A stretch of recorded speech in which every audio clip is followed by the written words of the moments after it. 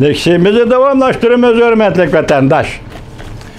Endiki mavzu naval çizsa bugün çizsa 2021 yıl 6. ayın 13. günü. Yeti devlet görevi yığını haberlerge asaslanganda Amerika Birleşme Axbarat e'lon qilganda Jungo'nun ismini atab axbarat e'lon qilishni ilgari surdi.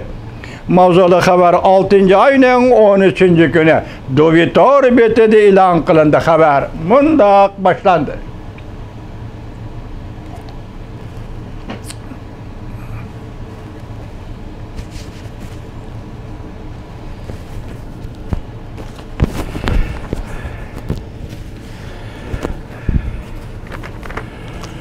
Xabar mundaq boshlandi.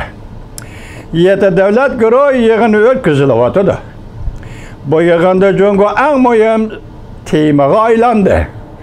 Haberlerge asaslanganda Amerika Qo'shma Shtatlari Jungo'nun ismini atab, Jungo'nun kishilik huquq va Uyg'uristonda Uyg'urlarni bostirish harakatlarini tanqid qilib, birlashma axborot e'lon qilishni ilgari surdi.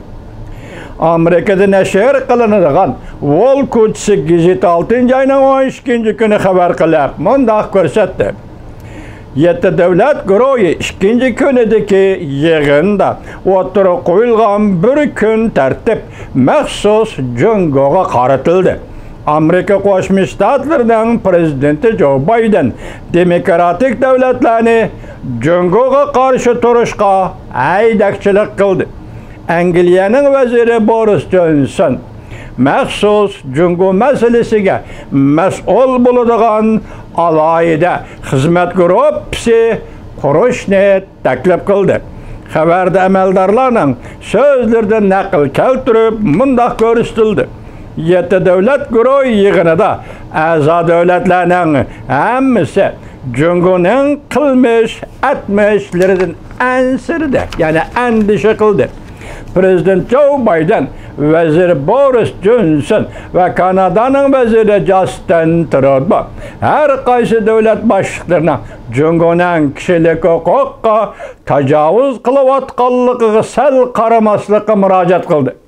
Yaponiyaning vaziri har qaysi allarning Beijingga texnik qattiq siyosat qo'llanishini umid qildi. Prezident Joe Biden hükümetinin bir nafar amaldori mundaq ko'rsatdi. Amerika delhozir birlashma axborot Jungo'ning ismini atab, kishilik huquq jihati Uyg'uristonda Uyg'urlarni bostirish va Uyg'urlarni majburiy emgakka silish harakatlarini tanqidlashni ilgari surdi. Xabarda mundaq ko'rsatildi. Növbette en ahiri birleşme axborotda Jungo'ni tanqid qilishda qanday qattiq iboralar ishlatildi, balki hozir bilgili bo'lmaydi. Yeti davlat guruhi diplomatiya ministrlari 5. ayda e'lon qilgan axborotida Jungo'ning ismini atab kuch bilan ojizlarni bo'zaq qildi. Hong Kong va Uyg'uristonda kishilik huquqqa tajovuz qildi deb tanqid qilgan edi 5. ayda diplomatiya ministrlarining yig'inida.